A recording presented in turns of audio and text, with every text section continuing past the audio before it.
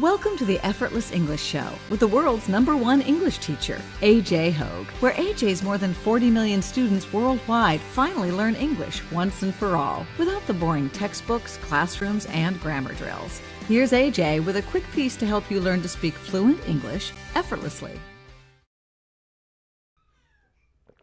I'm AJ Hogue, the author of Effortless English. Learn to speak English like a native. Author of Author of Effortless English, Learn to Speak English Like a Native, and father of the Effortless English system that trains you, teaches you to speak English fluently. You speak English powerfully. You speak English confidently, and you speak English effortlessly when you join my VIP program at effortlessenglishclub.com. effortlessenglishclub.com. Go there. Doing the book club today. Book club continuing with our book, Your Money or Your Life. The topic of the book, financial freedom, financial independence. Meaning, you don't have to work for money anymore. No more working for money. You have enough money to live without working. That's their definition. The writers of the book, that's their definition of financial independence. So it means you've got enough money saved and invested, or from some kind of passive or semi-passive income source where you don't have to work a job to live. That's financial independence.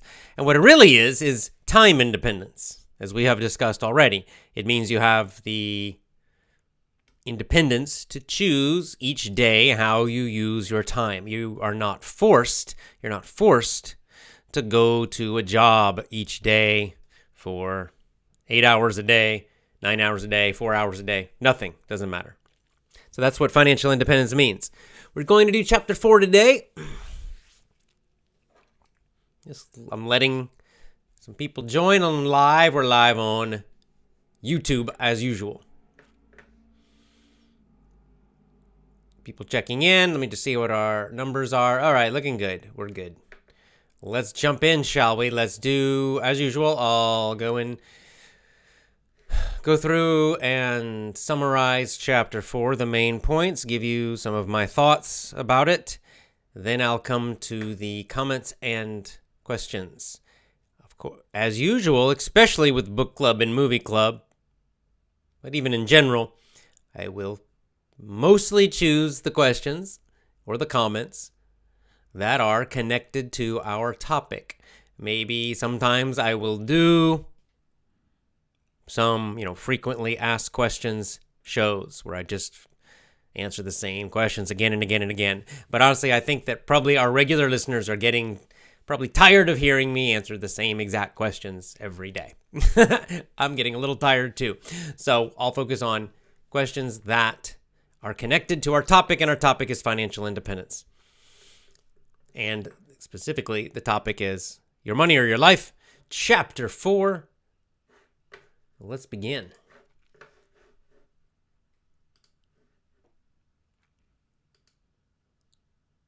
Chapter 4. The title of Chapter 4, How Much is Enough? The Nature of Fulfillment. How much is enough? The nature of fulfillment. What is fulfillment? They ask at the beginning. And they answer, fulfillment is that experience of deep satisfaction. An experience, a feeling of deep, meaning strong, satisfaction. They say, to have a fulfilled life, you need to have a sense of purpose, a dream of what a good life might be. Okay, so fulfillment in the big sense. It's a feeling of satisfaction with your life, but at a deeper level, deep purpose. It's a feeling of purpose. A deep fulfillment, rather, is a feeling, a sense, an experience of having purpose and meaning in your life. I think that would include things like love and faith, contribution, virtue, these things. And that when you have all of that in your life, then you have fulfillment, this overall general feeling or sense of deep satisfaction, fulfillment. So the nature of fulfillment. So this is interesting because it's showing us again that their idea of financial independence is not being rich. Being rich meaning having luxury, right? That's what most people think, luxury. The most expensive cars, the biggest houses, etc. But they're saying, no. Having a fulfilling life, having the freedom to create a very fulfilling life for you. That's what it means to be financially independent. A sense of purpose, and those things I mentioned again, love, connection, contribution, purpose, meaning. Those things do not require huge amounts of money. They do require time, though. They do require time, and that's why the money becomes important.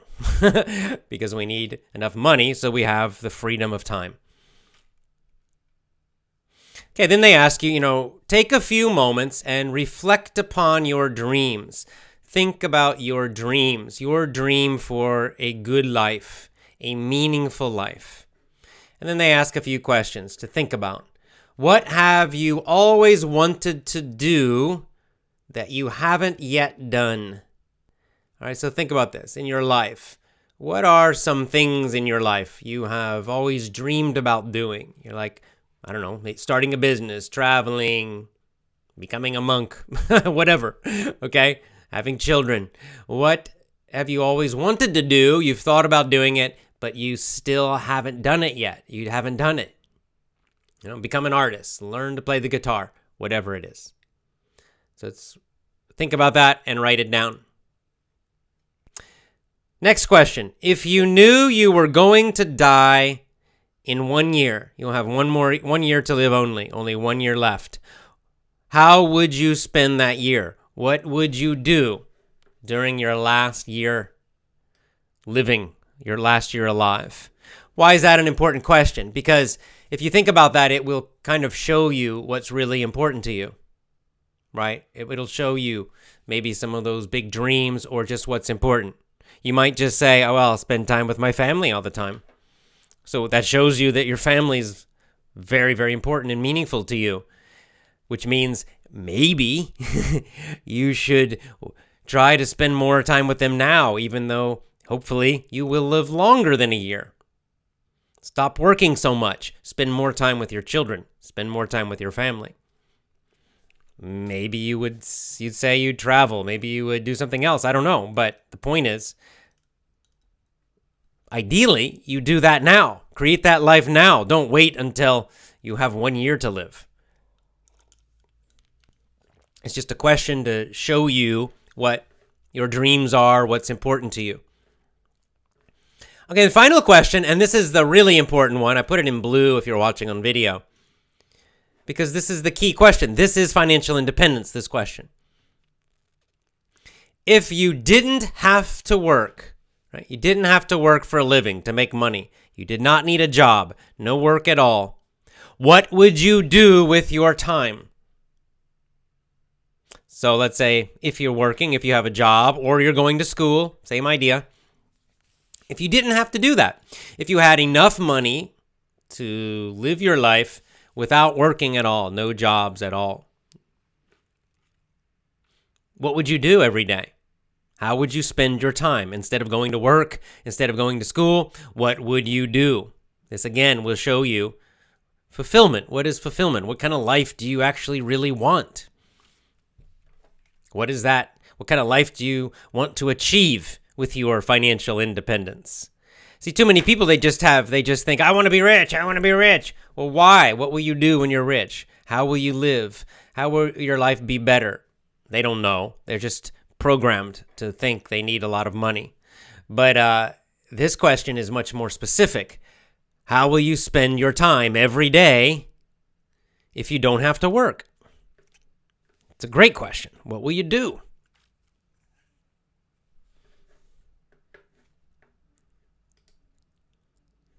All right, then they give a few stories, some examples from people in their class. They had a class in America, and so they just give some stories of how other people answered those questions. All right, next, step 4, they say. 3 questions that will transform your life. Okay, now we're going to get specific about your money. Remember last week you created, hopefully, these categories, tracking your spending. And you put your spending into categories like food, and then even smaller categories like eating at restaurants, eating lunch at work, eating at home, junk food, whatever. You have all these categories. So now what they want you to do, and then you change it to hours. How many hours, right? You saw the amount of money. How much money did you spend on those categories? And then you change that to hours of your life based on how much money you make. So now they want you to go and look at everything you spent. They want you to look at your spending history, and ask a question. Every category where you spent money, ask these same questions. Did I receive fulfillment in proportion to the life energy spent? What does that mean? It means you look, let's say you ate at restaurants and you spend, $500 in a month. You make $10 an hour. All right, so 50 hours. You had to work 50 hours to pay for the restaurant food. So what you have to now ask is, okay, did I receive, from eating at the restaurants, did it give me enough happiness, enough fulfillment, enough satisfaction in my life, goodness in my life to equal 50 hours of my work? 50 hours. Was it worth it? Was that a good value, working 50 hours to pay for that food, those meals at the restaurant? Or maybe it was clothes. You spent $300 on shoes. So let's say, 30 hours of work. Was it worth it? Did you get 30 hours of happiness? Was it worth working at your job 30 hours? Did you get enough happiness from those shoes, enough fulfillment from those shoes to equal 30 hours of your life? And then they say what you do is you make a chart. If the answer is yes, then you put a plus, I think it is. If the answer is no, put a minus. Yeah, exactly. In fact, they say maybe in some categories, it gave you so much happiness, you actually want to spend more in that category. So you can see it's not always about cutting. There might be some areas where you spent money and you got a lot of satisfaction. So again, let's imagine travel. Maybe you took a trip, you traveled to another country, and it was an amazing experience. And you think, oh yeah, definitely. Maybe you had to work 100 hours to pay for the trip, but you think, oh yeah, the trip was so great. It was worth it. It was worth 200 hours. I would happily work more to do that trip or to travel more.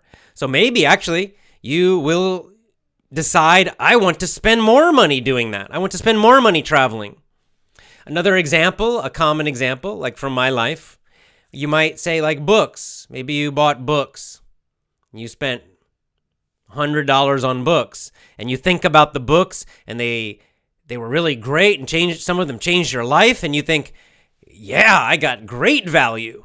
I spent $100 on books, but I got so much satisfaction and learning from the books. Actually, I would like to spend more money on books every month. So that's fine. That's great. Put a plus in that category if you want to spend more.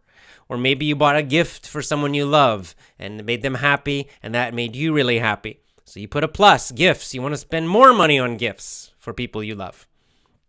All of that's great. So it doesn't always have to be minus, right? Some areas might be plus. Some areas you might realize, yes, it's really good to spend money on these things. But other areas, you'll put a minus. Other areas, you'll decide, like let's say junk food. You're spending a lot of money on junk food. Maybe you're busy and you're stressed out, and you're spending a lot of money on junk food. You know it's not good for you. It's not healthy. It doesn't really make you feel better. And you realize, no, I'm not getting value. The money I'm spending on junk food is not giving me happiness. It's not worth it. So you put a minus, meaning, yeah, I want to spend less money in that area. Right? So that's all you do. And it's your choice. You decide, right? It's not my choice. It's not anyone else. It's up to you to decide this. So it's a great question. It's a very good exercise. And you do this in every single little category of your spending.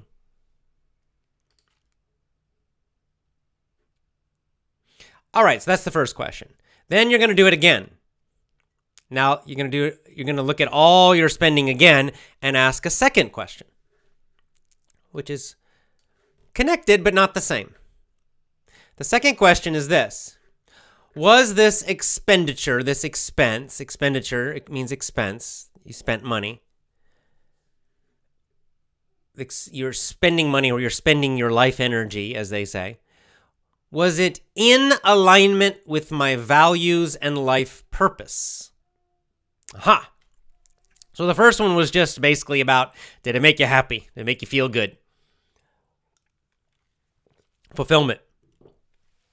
But this one's a little deeper, a little more philosophical. Does this fit your values? Your values are your principles, what you believe is right and good and true, virtues, things like that.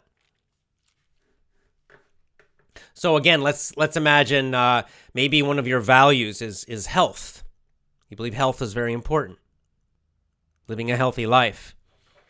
So if you spent money on junk food, maybe it made you feel good. Maybe, in fact, it makes you feel good. That sugar. You feel great. But it's not. It goes against your values, though. Maybe it made you feel good, gave you a better mood for a while, but it's against your bigger value of health. Or, maybe you have, I don't know, maybe if you're a vegetarian and you spent money on meat, right? That wouldn't be so good. That would go against your values, even if you liked it. You get the idea. Does it fit your values, your purpose? What is your purpose in life? Right? What is your larger purpose? Or maybe you spent money, like one of your values is, is devotion to your family, to your children. And you spent money, you kind of wasted a lot of money, and you feel like, well, that money, I should have done something for my children with that money. Or maybe you went out drinking, right? And then later you realize, that doesn't fit my values. Again, I'm not judging. I'm not telling you what to do.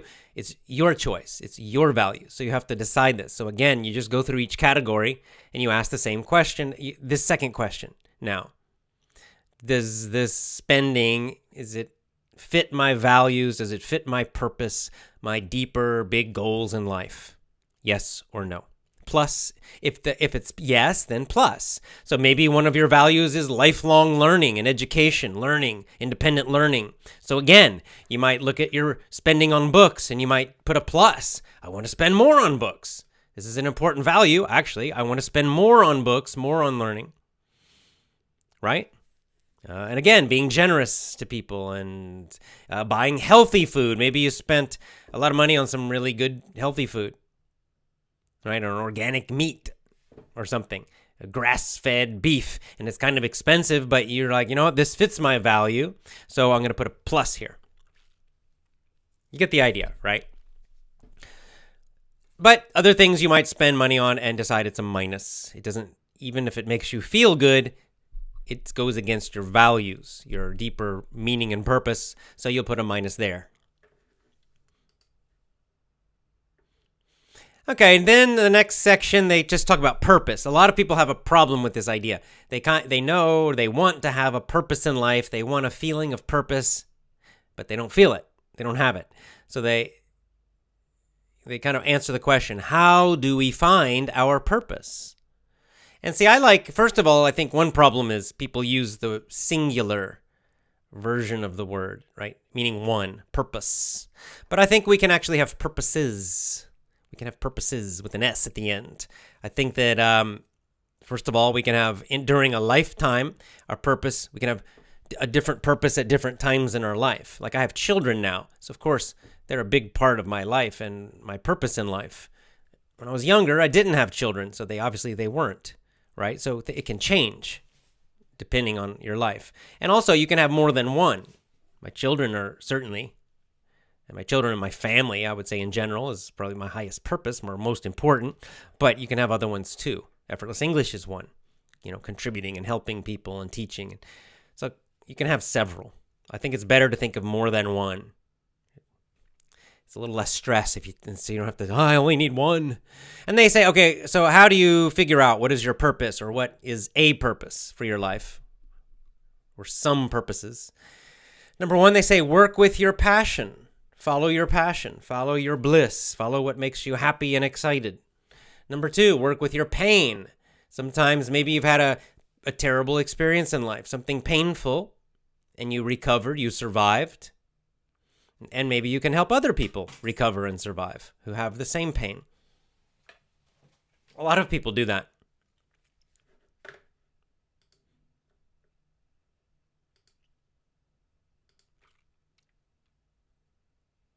Okay, and finally, you can ask, for all your spending, each thing you spend money on, how might this change if I didn't have to work a job for a living?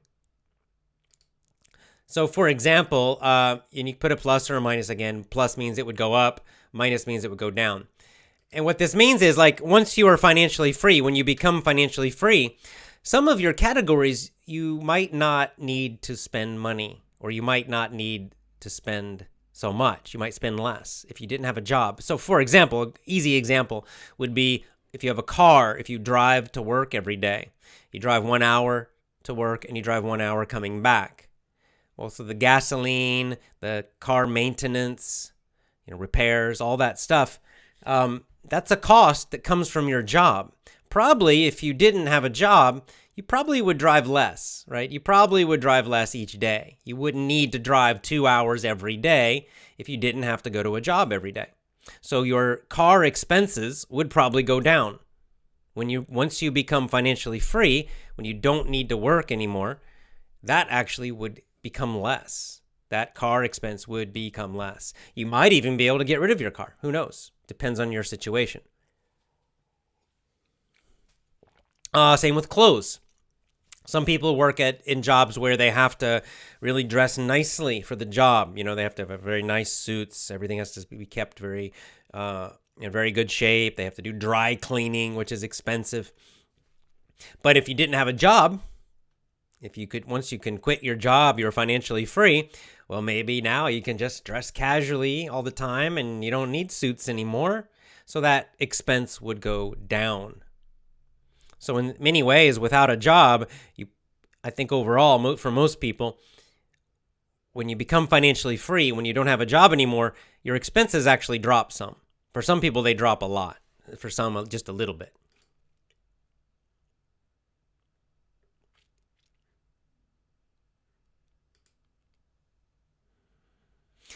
And so they finally make the point that this is about integrity.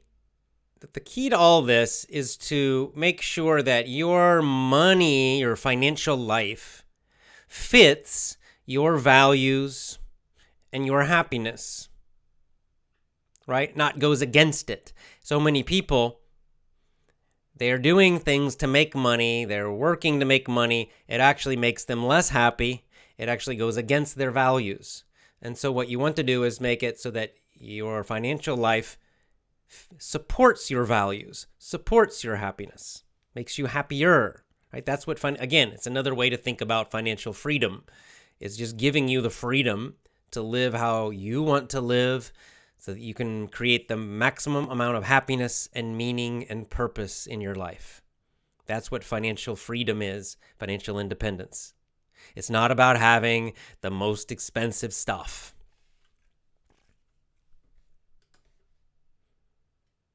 And their final nice word here, get enough. Their favorite word, which is one of my favorite words in this context. Enough. What that means is that when you have enough money and enough time to have maximum happiness, maximum purpose in your life, then you have enough and you don't need more. You don't need $1 billion. You don't even need millions and millions and millions of dollars. You just need enough. Just enough to live the kind of life you want where you can have maximum happiness and you can spend your time doing what is most meaningful and most important to you. That's financial independence. That's what it means to have enough. Enough. And then you stop and you don't need more. And then a nice quote from one of my favorite books, the Tao Te Ching. He who knows he has enough is rich. Thoreau, many centuries later, wrote something similar. But the person who knows that he has enough, once you realize, I don't need more, I have enough, then you are rich. It doesn't matter how much it is. It's not the person that has the most money. It's he who has enough, who knows he has enough, is rich. That's what it means to be rich. Good definition.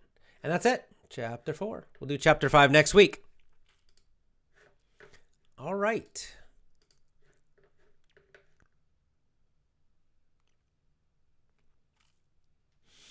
Let's go to our questions and comments. Let's talk about it. I think it's all pretty clear. I think I explained my thoughts on this pretty easily. Clearly, simply. It's a simple but powerful book. You have to do the steps. The key thing to this book, it's not like the ideas are not difficult, but you have to do it. You have to do it. It's the discipline of doing it. It's the discipline of counting the categories of your spending every week, every month, and asking these questions for each category and doing it every month. And as you do this, you start to build a kind of awareness and self-discipline with money that will make a big change in your life eventually.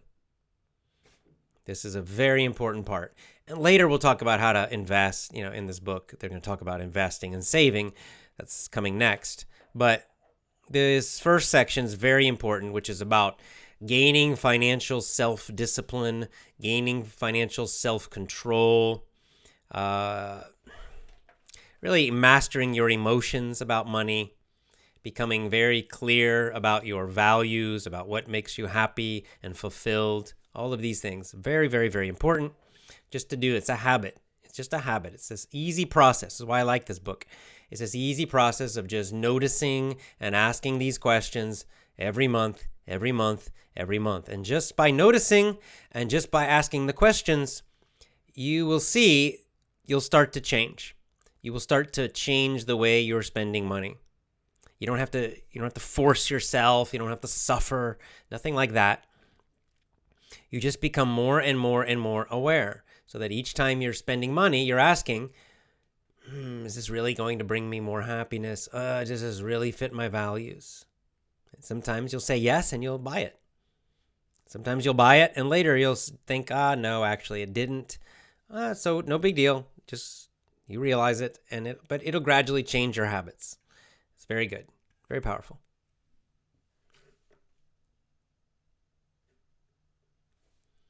All right, let's jump back up and let's get to your comments and questions.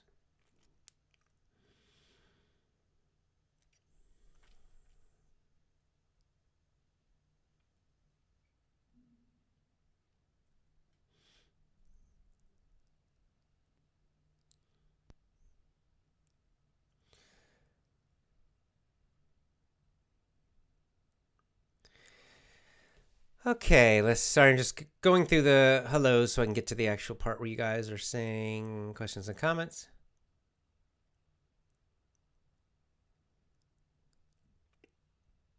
Yeah, okay, so Vladislav making a point about junk food. For junk food, you will pay a double price. You pay for the food itself, then for the medicine to cure your disease caused by the food. That's right. You do.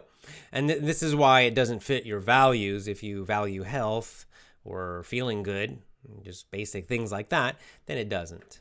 And okay, yes, you still might have a little bit sometimes, but I think as you become more aware, you'll reduce your spending in that area. Most people will.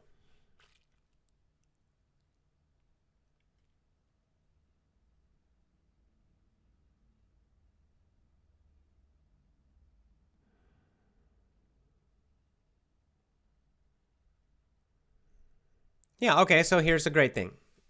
Carol Lee says, I help kids learn English. I love that. It's my purpose. Great. Wonderful. See? So, that's good that you know it.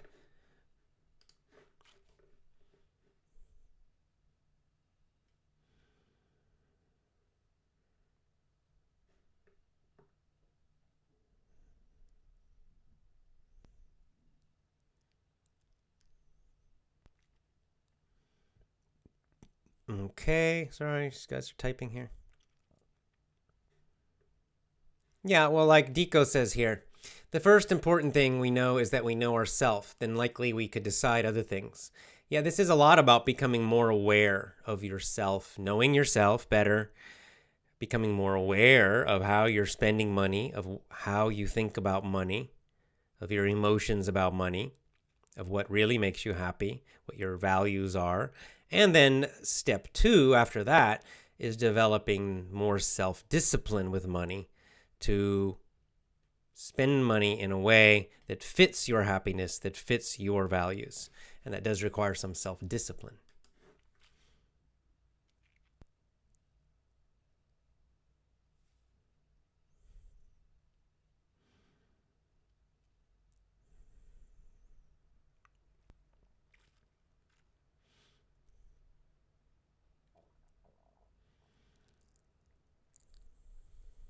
Yeah, like Ahmad is kind of summarizing this. Each time you spend money, please think a little bit which things may bring happiness to your life. If not, no need to waste your life working hours. Right, exactly. And that's why it's good to convert it in your mind always to hours, not just money, but always think about how many hours. If you buy something, that equals a certain number of hours you had to work, right? So then it kind of changes things when you think about it. Instead of it just saying this is $10, you're just saying this is an hour of my work or 2 hours of my work or 30 minutes of my life. Is it worth it? And many times the answer is no, it's not. And sometimes the answer is yes. Yeah, like here's Fernanda answering that question. It's a very good question. If I didn't have to work for a living, I would take care of my kids full time without stress. There you go. So you can see by answering the question, she becomes very clear on her top value, her children. In addition, I could learn more for my personal growth. Another one of her important values, learning. Though I like my job, 8 hours a day is so much. Indeed. And see, this is the cool thing. Remember now, in this definition, you don't have to work for money. You don't have to work for money, okay? You can choose to do work, but you don't have to. So when you become financially free, if you have a job that you love, if you have a job that is part of your purpose, that brings you happiness, it's more than just the money. You can keep doing it. You can continue doing it, but you're doing it now. You don't have to do it. You don't need the money. You're doing it for the fulfillment. So that's the thing is like a lot of people too, they think when you become financially free that you're just going to sit on a beach all day.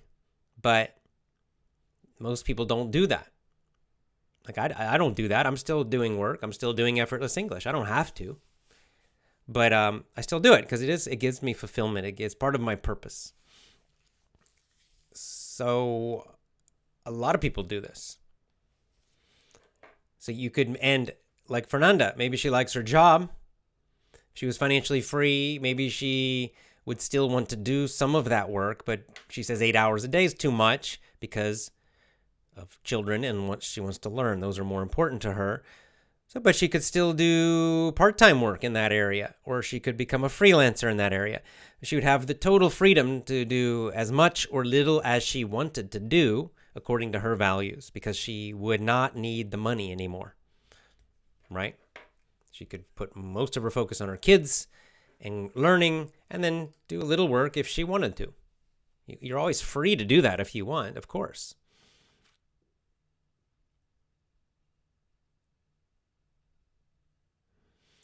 Elena says, thank you for explaining these powerful books. You're so great. Thank you, Elena. Thank you.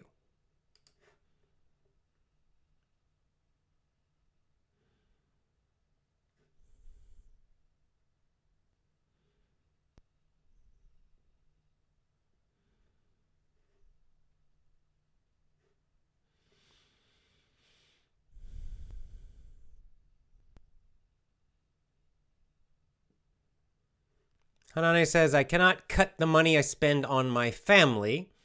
Well, I don't know if cannot is not quite the right word, but you don't want to. And even when they visit me, I cannot let them spend any cent. I love them a lot. What do you think? Well, it's your choice.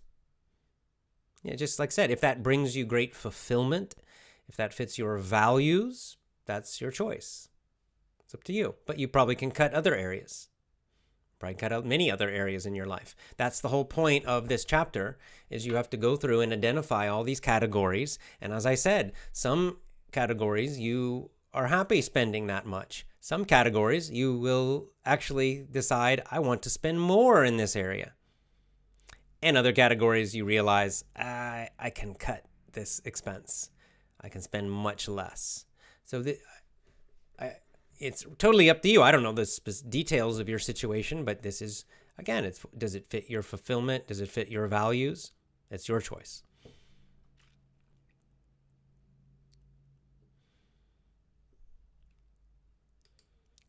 Well, Aberdaman says, could you explore the idea of having enough? If you really think about it, you always have enough, even when you have no money. The question is, enough for what? Well, indeed. The more you think about it, you'll realize that you need less and less and less. What does it mean, enough? Again, it's you have to think of this question and answer it for yourself. What is enough? Because it is different. For a monk, they don't even need money. But of course, to eat, they're still being supported. People usually donate to monasteries, right? So they actually do get a little money. But it could be very, very little, right? I mean, technically, if you want to get down to the lowest amount, you need enough to eat and, have shelter, basically to live, to survive, and maybe more than survive, but to survive and be comfortable, right? Well, actually, that is very little. You don't need much to do that. You could camp in a tent. You could live in a tent, and you could grow gardens and grow a lot, maybe not all your food, but you could grow a lot of your food, and you could live very, very, very, very, very, very cheaply. And for some people, that is enough. For some people, that's more than enough. So that's a decision you have to make. Others want more comfort, so their amount is going to be higher. That's why there's not one answer for this question. It's something you have to decide and figure out for yourself. My enough might be less than your enough, or it might be more.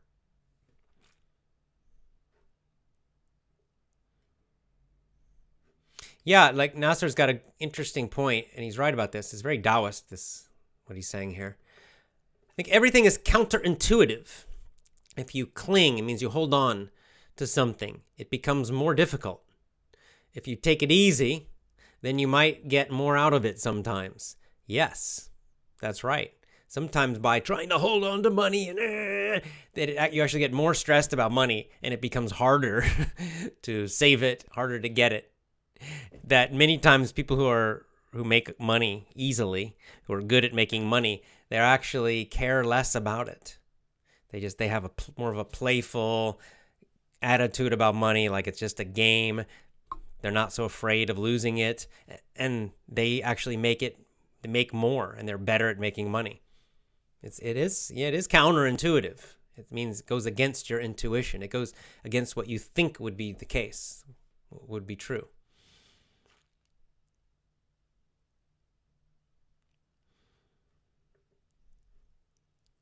Slavika is right, and this is kind of what Kiyosaki was saying this in his book. Children need to be taught from childhood not to spend a lot of money. It's best to show them our own example. Yeah, it's good to teach them financial discipline, right? Don't just spoil them. Spoiling them doesn't help them in the long run. Might feel good short term, but it doesn't help them long term.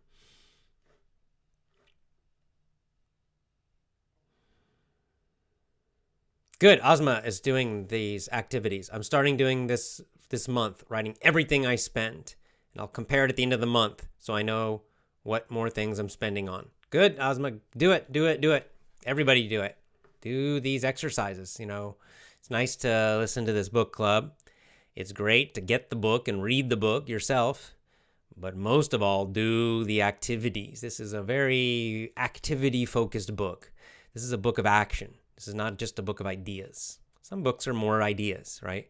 But this is a book of you have to do it. If you just think about it, it's not so helpful. But when you do each of these things, it's very helpful.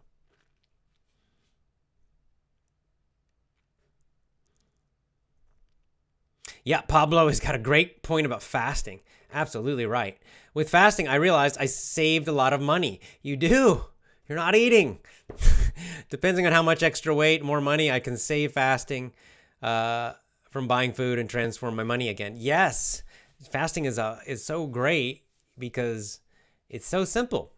You have more time when you're fasting. Fasting means not eating. Basically, it's pretty simple. You spend no money on food, none, zero. So you're saving money. You're saving time because you waste no time. You don't have to spend money going to restaurants, or you don't spend time going to restaurants. You don't have to spend time cooking. You don't have to spend time shopping for food. You don't have to spend time thinking about food.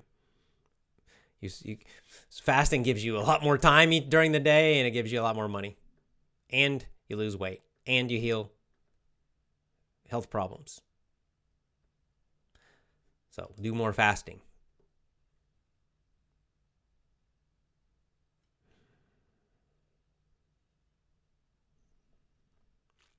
We'll get to this question of inflation. A lot of people are scared to death of it, but they have a very encouraging point about inflation. In says, in some countries, you can't decide how much is enough because of inflation.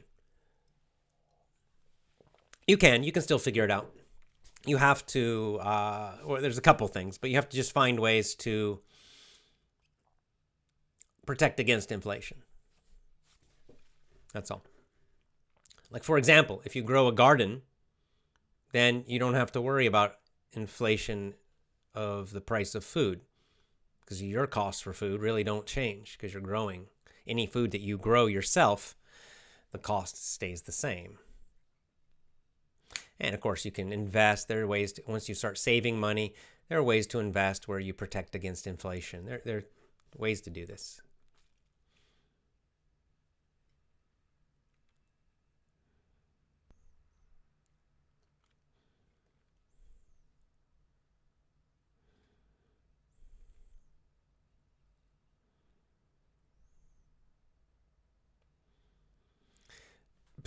Let's see. Emmanuel says, do you recommend more working or starting your own startup?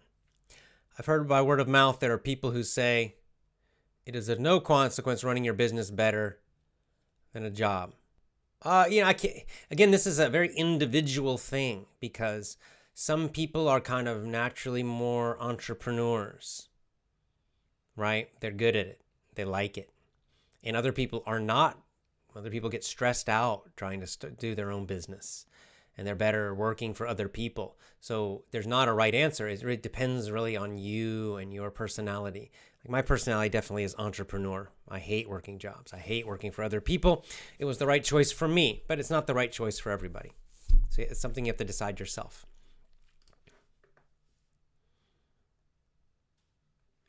Yeah, like another example, Elena says, I spend a lot of money on organic food here in Ireland.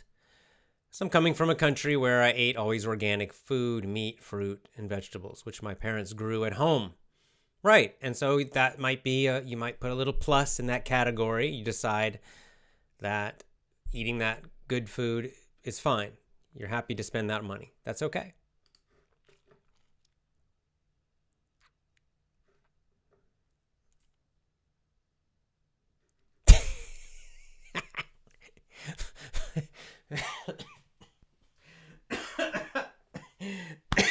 Excuse me, this question's funny. Ladislav says, I'm currently quitting my job, getting another job, which is distant. So working at home, is that what you're saying? Distant, like working over the computer? My parents believe working distantly makes people crazy, lazy, and become savages. Your opinion. I don't know. Am I a savage? Maybe. I think you'll be okay. You'll be all right. I mean, you can be lazy if you want to. It does require a bit more self-discipline. It's good for you. It's good training to be financially free because now instead there's no one there to just tell you what to do every second. But that's good. It's good. It'll be fine.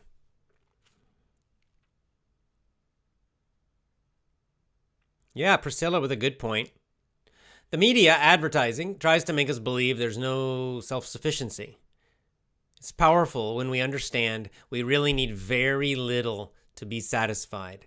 Yeah, this is what most people discover when they think about it, when they ask these questions, and they do this for a few months, they start to realize, I actually don't need that much money to be happy and satisfied.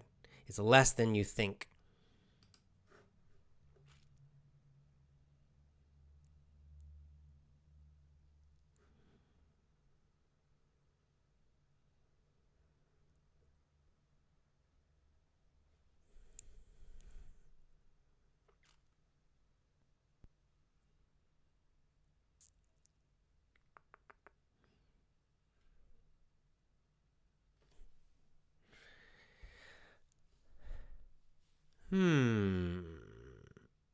Yeah, okay, like Zohair says, for me, money is not my definition of success. Inspiring people is a definition of success. Again, this is getting to this question of purpose. Purpose. Just making money is not, I mean, it's just a number. It doesn't mean anything. So you need something more than that, something deeper to get the fulfillment, to give this feeling of purpose. Inspiring people can be one, and you can even be more specific than that. Yes, right. Good.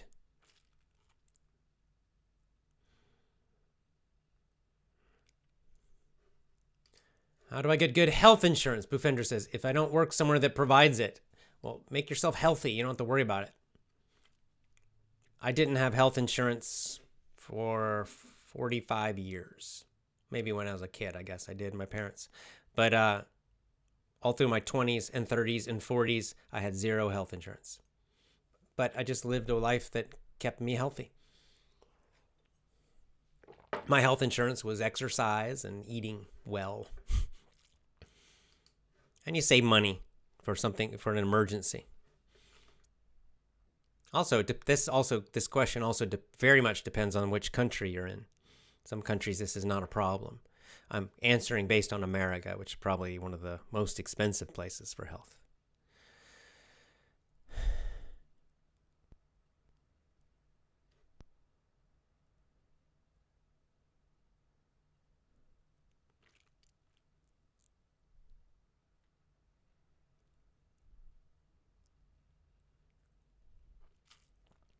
Oh yeah, Emmanuel. This kind of gets back to this issue of advertisement and this the way the media makes our desires and builds them up, and we don't even realize it. Why are people nowadays so fixated with technology? Says Emmanuel. Do you think they've been drummed? This has been drummed into our heads by someone, by advertisers, yes, and by the media in general, not just advertising, TV, news, fake news, all that kind of stuff. They caused a neighbor of mine who's really into technology. He has 8K Ultra HD TV, right? So this is again, it's just pumping this idea into your mindset. I need the newest iPhone. I need an 8K HD TV. Why? Is it really better than a normal TV? No. It's the same old junk they're watching. So, yeah, but this is how to keep you spending, they have to do this, right? To make you spend your money constantly, they constantly have to be doing new, right? Or else you just get bored, you'll stop. And you'll realize, they don't want you to realize you have enough. They don't want you to realize this. So with the TV, if you have just some old TV, it's probably enough. It's fine. It works. You can watch it. You don't need any. It's enough. But they're going to, in the media and advertising, and on the internet, everywhere, try to hit you with this idea, the newest technology, 8D, 8K, 10K, 10,000K, 3D, you need it, right? So then you want to spend a lot of money and go get a new TV, even though your TV now is enough. And of course, they do this in every area. They do this with cars. They do this with houses. They do this with clothes. They do it with everything. Yep. Of course, it's by design. They're good at it.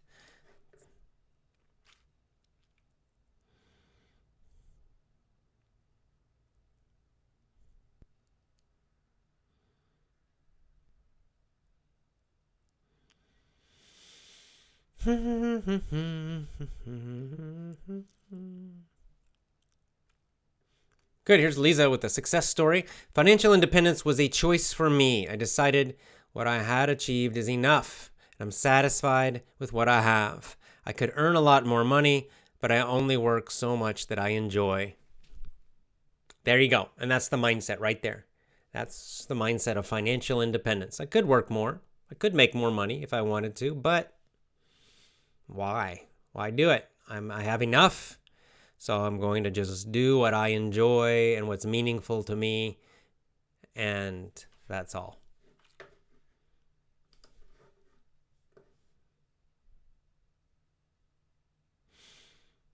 Is it possible to achieve financial freedom by the age of 20? Yeah, sure. It doesn't really matter, the age. Right, Nasser.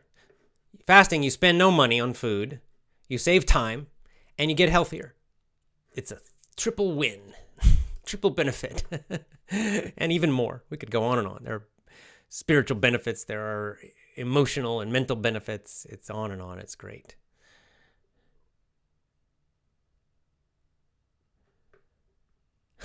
Fernando says, I spend a lot of money on food. I have to rethink my spending.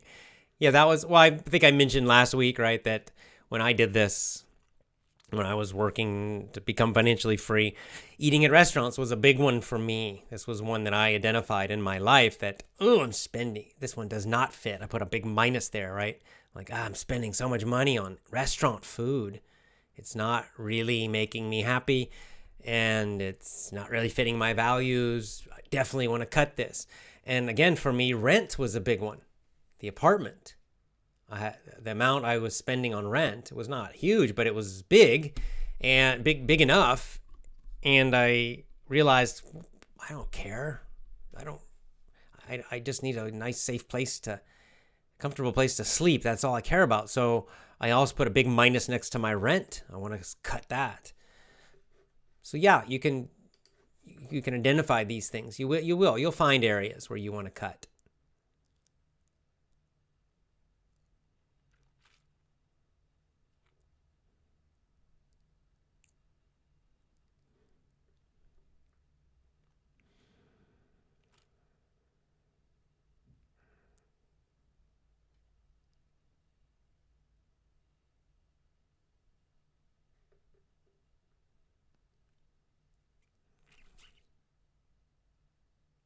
There's another example of a success story. Today I am financially free, says Antonio de Lima, but already I worked a lot in my life. Nowadays, many people in my family say I'm lucky. Yeah, well. Yeah, well, people on the outside like to say luck because they can stay lazy, right? They don't want to admit that you actually had to work hard and you had discipline and you made changes in your life, because then they realize, well, they could do it too. But they're too lazy to do it.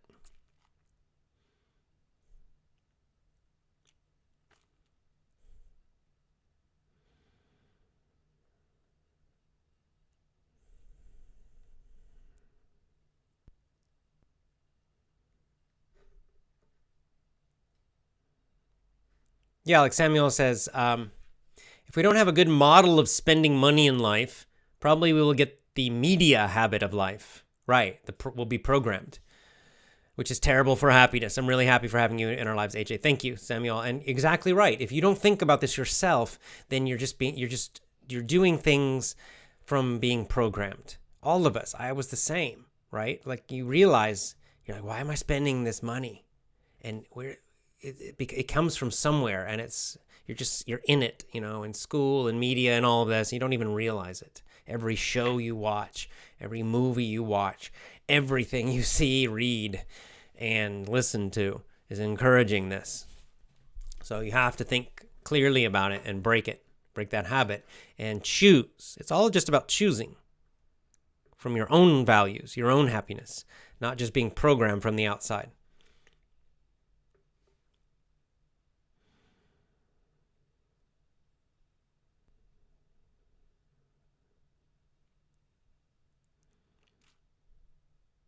Priscilla states this in a nice way.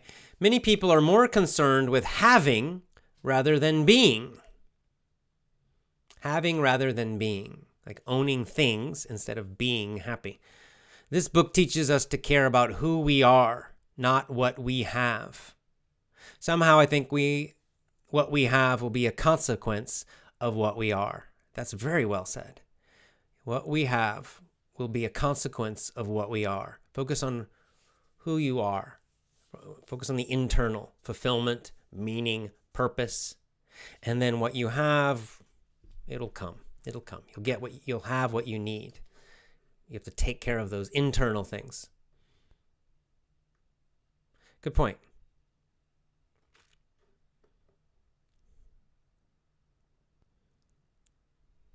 Yeah, this is a nice, very simple example. Zohar says, when I visit the supermarket, my daughter wants a lot of stuff like sweets and candies and cries if she doesn't get it. Lately, I stopped that process. It's amazing. The value comes not from collecting money, but what we do with it. Yeah, very nice. That's great. You're teaching your daughter very well.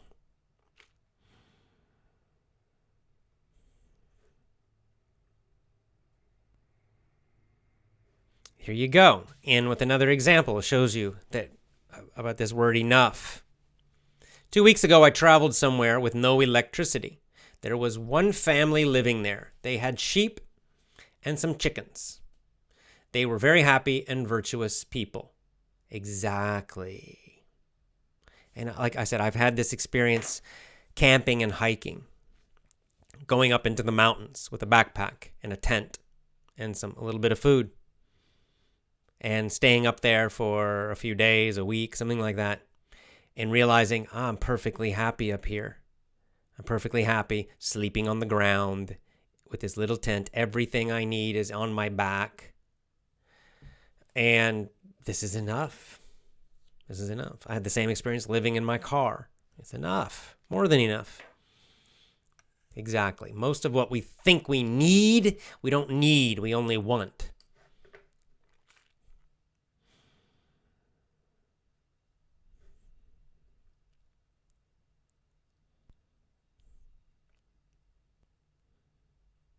Okay, Well,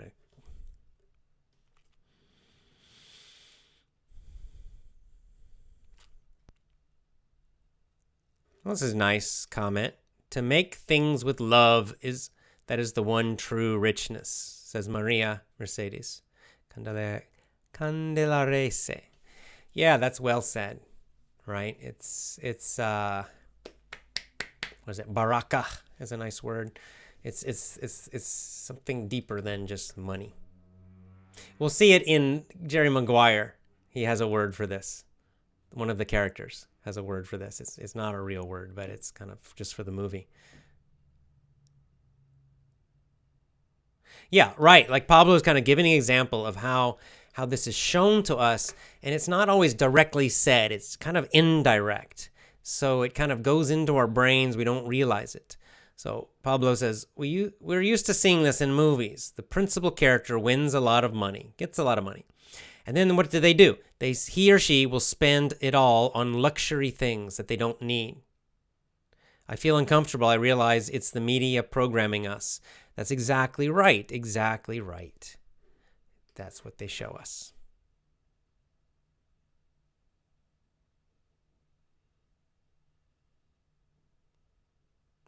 Cleefy says, these are incredible thoughts in this book. Self-discipline, awareness, and commitment. Nice summary. Yes.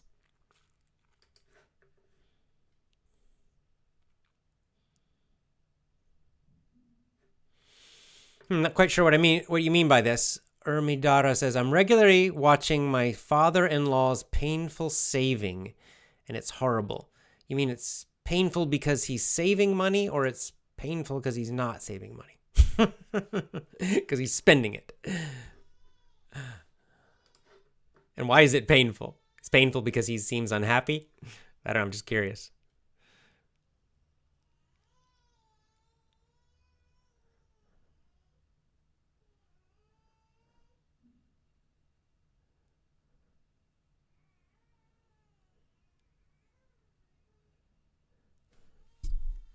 Baby's crying.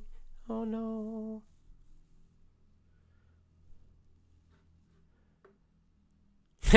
London. Well, this is a nice. It's this comment kind of shows, this idea of fulfillment, right? My son and I very much love my wife's cooking. Tastes more delicious than restaurants, and it's probably cheaper. Right? Exactly. And the experience of eating at home together as a family is better. Right? So there's the greater fulfillment.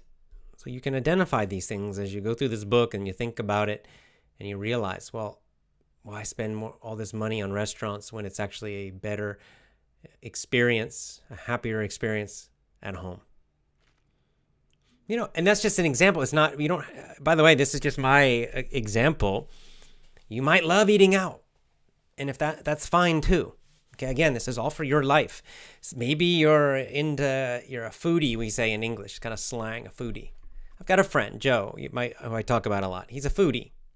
He loves eating out because for him, he gets great fulfillment from going to new places and trying new dishes. And it's kind of it's stimulating and interesting to him. And he likes cooking himself. So he goes to a restaurant. He gets a new dish or something, and then he goes home and sometimes he tries to make it himself. And so he actually gets a lot of fulfillment from it. In fact, when we travel together, I've traveled with him a lot. He's always focused on eating out, always focused on the food. Like when I travel, my main focus is like culture, temples, history, and his focus is always on the food. So he's always interested to go to these different restaurants and try the dishes and try the local food. He gets a lot of happiness from this. So for him, he might use the same activity and for him, restaurants might be plus. That's okay. So you can see it's what gives you fulfillment and happiness. So that's why this is an individual activity. And that each person has to decide this based on your values, your experiences in life, what brings you happiness and fulfillment. So, I'm giving some examples from my own life, like about eating out at restaurants or living in a small place. But that's me. That's me. So you don't have to follow me. You might have different answers. That's okay also. But overall, the idea is you find the areas that don't fit you, that are not giving you happiness. And you cut those. And by doing this, overall, your overall total expenses will be cut quite a lot. But you're cutting in areas where you don't really need it and where you're not happy. So this is why it's not painful. You're not cutting things you love, right? That's why it's not painful, this book. That's why what's great about this book. A lot of other personal finance books, they have the idea of budgeting, but in a lot of these books, the idea is you're forcing yourself to spend less on everything. And so many times you're trying to cut areas that you actually like. You're cutting areas where you get happiness, and this makes you feel unhappy and stressed. And so what this book is doing is instead you're figuring out yourself all these areas where actually you're not getting happiness from spending. maybe even the opposite. And so you're focusing on those areas to cut. So when you cut them, you don't feel stressed. You actually feel happier. You cut those areas and it brings greater happiness in your life. You're spending less and you're happier. That's why I like this process of this book.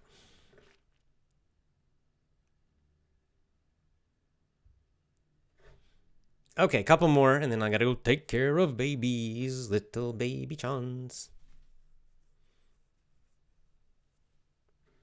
Great, Ibrahim Ali, I did this when I was young too. In the past, I was spending a lot of money on soft drinks, like Coke and Pepsi and that stuff.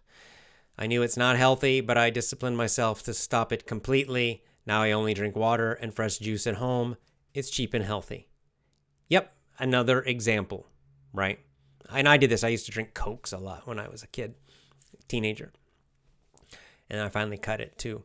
And it's another example of, okay, you cut that expense, so now you're spending less money, but you're also happier because you'll be healthier. You'll feel better when you cut that stuff. So you're spending less, but you feel better, right? That's what we're trying to do. Find all these areas where you can cut the expense, but it actually makes your life better.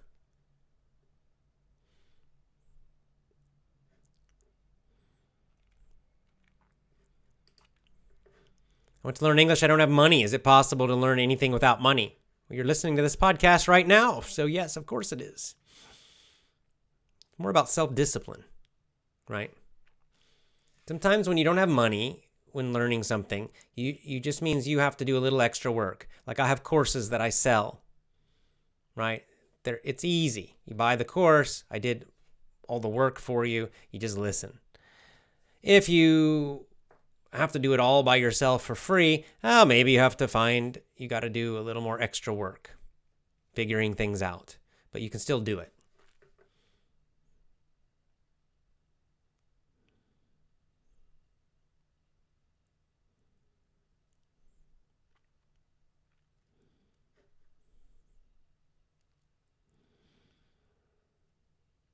Vicky says, I'm looking for discipline to be a programmer, a freelance programmer.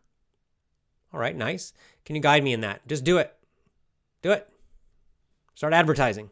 I can't tell you specifically because I'm not a programmer, but I know there's sites where you can enter a profile and try to get jobs. So you're just gonna have to do that, and you're probably gonna have to learn about marketing a bit to market yourself.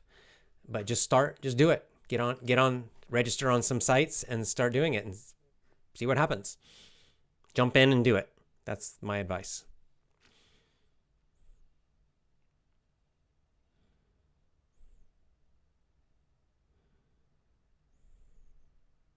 How are my babies? They're doing well. Babies are fine.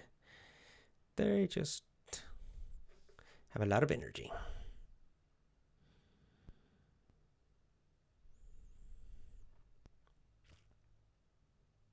Yeah, like Preeti says, I don't have money. I have no money.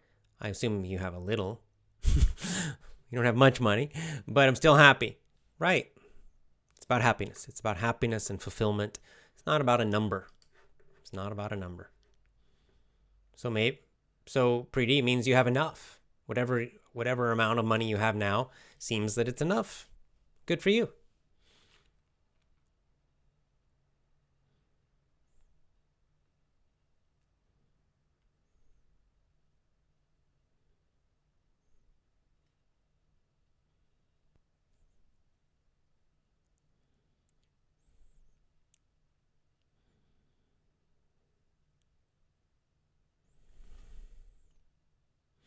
Yeah, I think we're about finished.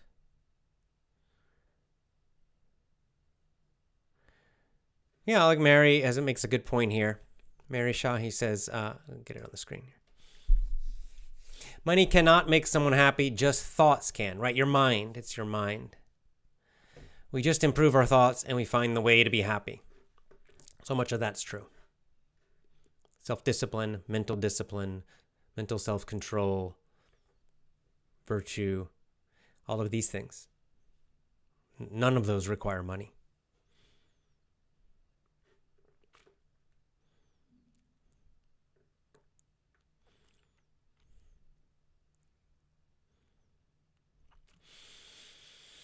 Okay. I think that's about it. That little joke. Money doesn't bring happiness, but I prefer crying in a Ferrari. It's a nice joke, but the truth is, who cares?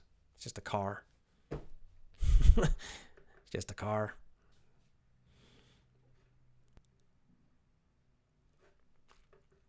Isn't my happiness and contentment my success? Well, right. That's what they're saying. That's what fulfillment means. It's just, these are just other synonyms. These are synonyms for fulfillment, happiness, and contentment. Right? It's all getting at the same idea. So what is it? What kind of life gives you happiness, contentment, satisfaction, a feeling of purpose? Right? If you didn't need money, you had all the money you needed, how would you live your life for maximum happiness, contentment, fulfillment? What would you do? Now, figure out how you're going to do that. How are you going to do that? How much money do you really need to do that? Probably not so much.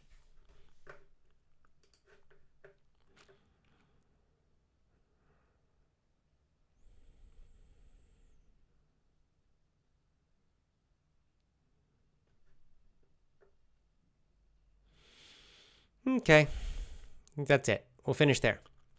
Okay, guys. Thank you very much. That is our book club for today. Chapter 4. Next week, Chapter 5. We're going to start moving. Let's see. What is Chapter 5? I'll just review really quickly. That's not it. Chapter 5, Seeing Progress. Okay. Oh, yeah. All right. Another little activity next week to start tracking. They're really into this, tracking it. And now, next week, we're going to talk about making like a wall chart and to really see what you're doing. Make it visual. It's all great advice. And then later in the book, we're actually going to start talking about saving then money, right? Because to save money, you have got to cut your expenses. It's number one. It's the easiest thing to do. It's easier to cut your spending than to make more money. Making more money is also good, but it's harder to do for most people. It's a more difficult thing to do, but anybody can cut their spending. So cutting spending, that's why they're starting with that first. Of course, then if you can also increase your earning for the same number of hours, that's also great. And then, of course, the goal then is to save money. That every month you have extra money. Ideally, you have a lot of extra money every month. And what will you do with it? You'll save it. And then eventually you will invest it in some way. And we'll talk about that later in the book. Anyway, next Saturday, we'll continue the next chapter. Tomorrow, Movie Club. Many of you join Movie Club. Remember, it's on Twitch. Now, you got to follow me up here on Gab. If you want to join me on the Movie Club, I announce it maybe like 10 minutes before I do it, maybe 5 minutes. So you've got to follow me and watch around this time every night. You got to watch to see when I'm going online to join the live Movie Club. It's not on YouTube.